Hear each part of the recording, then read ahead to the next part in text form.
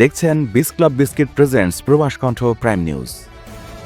মালয়েশিয়ার রাজধানী কুয়ালালামপুরে এলআরটি ও এমআরটি স্টেশনে 5 মালয়েশিয়ার নারীকে হেনস্থা করা এক বাংলাদেশিকে কারাদণ্ড ও বেত্রাঘাতের নির্দেশ দিয়েছেন দেশটির আদালত। বুধবার এমন নির্দেশনা দেয়া হয়।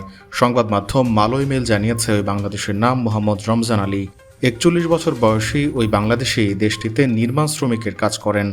এর আগে গত 6 মে তাকে 6 মাসের কারাদণ্ড ও 14,500 রিঙ্গিত জরিমানার শাস্তি দিয়েছেন ম্যাজিস্ট্রেট আদালত।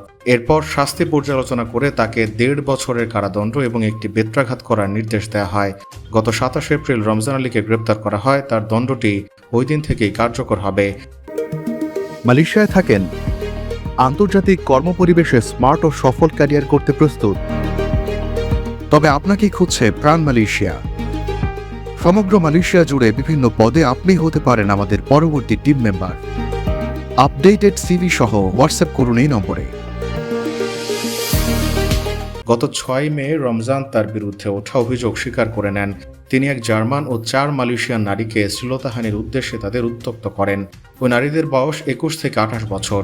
এরপর তারা তার বিরুদ্ধে মামলা দায়ের করেন। রমজান আলী গত 10 থেকে 25 এপ্রিলের মধ্যে বিভিন্ন স্টেশন ও এসকালেটরের মধ্যে এসব ঘটনা ঘটিয়েছেন।